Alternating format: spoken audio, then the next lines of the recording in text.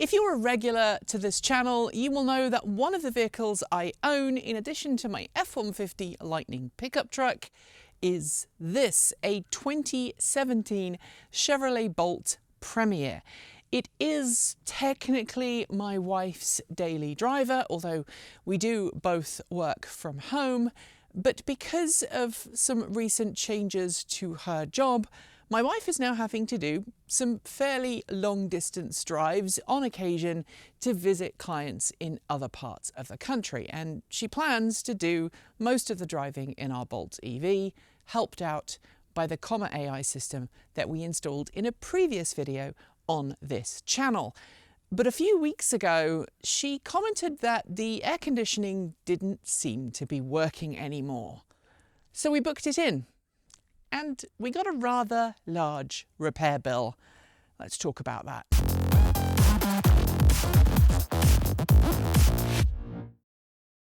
Nobody likes an expensive repair bill, but about a year ago, this car got a replacement battery pack under the GM battery recall program, and it also got a brand new 8-year, 100,000-mile warranty to go with that brand new battery pack. How does that relate to an air conditioning malfunction? Well, in the case of some cars, like the Chevrolet Bolt EV, air conditioning is used to cool the cabin down, but you also make use of air conditioning to keep the battery pack nice and chill during hot summer weather and help keep it warm during really cold spells. And given the fact that we are currently in something of a heat dome, we are expected to heat to record temperatures here in the Pacific Northwest through the next few days. We are currently under a fire watch and lots of other nasty things. It makes sense to have a functional air conditioning system as well as a functional conditioned battery pack. I should point out, in the case of the Bolt EV, there are separate coolant loops to keep the cabin cool and keep the battery pack cool. But like I say, if there's something wrong with the cooling system, it does make sense to get it checked out. The bad news is the repair bill. But let's talk about some of the symptoms that we experienced, where we took the car, and what the remedy was. But while I'm going to do that, I'm also going to replace the air filter. Air filters are something that you should replace fairly regularly on any car. I am, of course, talking about the cabin air filter because there's no internal combustion engine. And for that, I just have to pop the glove box out. So while I'm doing that, I'll tell you more about our air conditioning woes. The first thing you're going to do if you're going to remove your glove box is, of course, empty it, because the air filter for the cabin sits behind it, and then you use a pair of pliers just to squeeze here. I've already done that because, you know, Blue Peter style storytelling, but this little piston here attaches to your glove box there, and once you've squeezed the end of this, it will just pop straight out. And then you just have to squeeze about here and your glove box will come down. My wife first noticed there was an issue with the air conditioning system in her car when she got in it to take one of our dogs to hydrotherapy, and she noticed that there was an issue with the cabin not getting cool very quickly. It was a hot day, really hot day for the Pacific Northwest, and in her 30 minute drive to the vets, by the time she got there, she said the car had just about reached a sensible temperature. She parked the car up, took the dog inside, and while the dog was getting hydrotherapy, she went for a walk around the block. When she came back to the car, it was hot again. So she knew there was a problem. All right, so next I'm going to just reach in here and unclip the little clip inside and then just slide the air filter out. Now, I don't think we've had any rodents in the car. We sometimes do, but very often you'll see some cruft on top here. We've been very lucky. As you can see, this cabin filter's in a pretty good condition, but all of this shows all of the dust and crud that this air filter has picked up, and it's definitely time to replace it. I use Bosch air filters. The part number is 6091C if you are interested. These are HEPA filters. They are better than the original AC Delco air filters. There's also, if I hold this up, there are some signs that at some point a rodent may have got in here and made a little bed, but nothing too bad, nothing to worry about. So let me get the fresh one out and I'll put the fresh one in. So I just slot this back in here, like so. There we go. And then I put this cover, this one back on, and I make a fool of myself because it very rarely goes on first time. There you go. That's in. And I just slide that back in. And then I get this piston and push it back on until it clicks. And we have a new air filter. We asked the dealership to take a look. Now it cost about $186, $187 to diagnose the problem. They did a pressure test of the system and they discovered that yes, the air conditioning pressure was low. If the air conditioning system doesn't have the correct pressure in it for coolant, it will not effectively cool the cabin or the battery pack. And in this case, they traced the problem to a broken compressor. The compressor was working, but it had a leak, and that meant coolant was escaping from the AC system, and therefore it wasn't operating properly. The remedy was to replace the entire compressor. I'm sure by now you want to know the cost of this repair.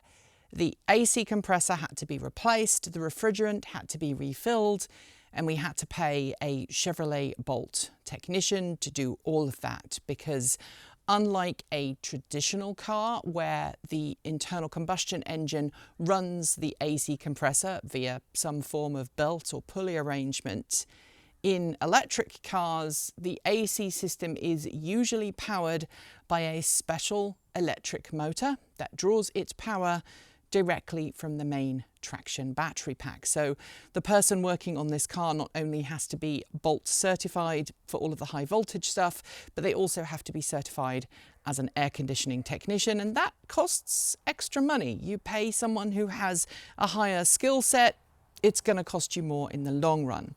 So we add up all of the parts. The compressor itself was about $850, $900, something like that. Add in the cost of refilling the coolant loops for the AC system. By the way, refrigerant for the Bolt EV is more environmentally friendly than cars of old, but that refrigerant is also more costly to refill because right now not every garage has access to the refilling stuff, so that adds extra cost. And then of course you've got the actual physical labor to do everything. The total cost to us, just shy of $3,000 US, which is about $1,000 more than the amount of money we still have to pay before this car is actually ours. So why did we bother doing it? A lot of people would look at that and go, you just spent $3,000 on a car that you still own 4 on. What's the deal here? Well, the deal here is that this car has a now almost new battery pack with a 100,000 mile 8-year warranty. Everything else in the car is currently known good. And by replacing that AC compressor, by ensuring that the coolant properly circulates around the battery pack, by ensuring that the cabin can stay nice and cool, ensures that this car can stay on the road for many years to come. We don't have a problem with this vehicle. Generally, it's been pretty darned reliable, and this repair bill is the first big repair bill that we've been faced with. We have the Comma AI system. Check out the video in the link below if you haven't seen our installation of that. So this car has level 2/level 3 driver assistance features. It charges just fine overnight. We can still use rapid charging. Yes, it doesn't have NACS connectivity, but thanks to EVgo and a couple of other charging station manufacturers, we have kind of quasi plug and charge. And it still does its job very well. It's going to be put into service on a couple of long distance trips in the coming months. And so having a nice cool cabin and a properly conditioned battery pack is kind of important to us. I think it's also important to highlight that after an EV has ended its normally 3-year, 36,000 mile warranty period, some automakers offer more, it's still possible to keep these cars on the road. It's still possible to keep them operating. And let's not forget the carbon footprint of generating an EV. That's the largest part of that car's carbon footprint. So the longer we can keep it on the road, the longer we can keep it operating, the lower that cost per mile in terms of carbon and in terms of dollars and dimes actually is. So there we have it. We had a problem, we took it to a dealer, and we had to pay a lot of money to get it fixed. But hopefully, fingers crossed, Orion will be just fine for hopefully 20, 30, 40,000 miles or more before anything else goes wrong. And on that note, we are done with today's video. If you have comments, drop us a polite note below. You can also leave a comment in the Discord chat room, or if you are a Patreon supporter, you can do so there. Also, if you want to support us, you can subscribe, hit the bell, and follow the links to regularly support us with a YouTube channel membership or a Patreon subscription. You'll also find links below to our Ko-fi, Bitcoin and swag store, as well as our Mastodon and PeerTube pages. If you haven't tried out PeerTube yet, give it a go. It's a great way of watching our content. Admittedly, it's only in 1080p, but you get to watch it without ads. But if you do that, please consider supporting us, because otherwise we'd use our income and that would not be very good for the channel. Also, if you're watching this and going, didn't Nikki wear that t-shirt the other day? The answer is yes. I'm filming everything on one day because I'm that efficient. It's the weekend, or it will be soon. It makes sense to get as many videos filmed in one day, and then I spend a day or two editing to get things out the door. Scrolling on my right is the list of amazing charged up supporters, and shout outs go out to our V2G Patreon supporters. They are Alan Tupper, Andrew Martin, Bennett Elder, Brophy Wolf, Chris Maxwell, Cyprian Laplace, Dan Blair, Gordon C, Hay Esker, John Tramal, Carl Fox, Mark Eggleton, Peter Dillinger, Regine Fellows, Sean Tucker, Stefan Fremgen, Stephen Williams, Tesla in the Gong, Paul Bricknell, Tony Moss, Carl Hodgson, Chris Centaur, Denny Hyde, Lance Schlall, Linda Irish, Mike Weeder and Paul Nelson.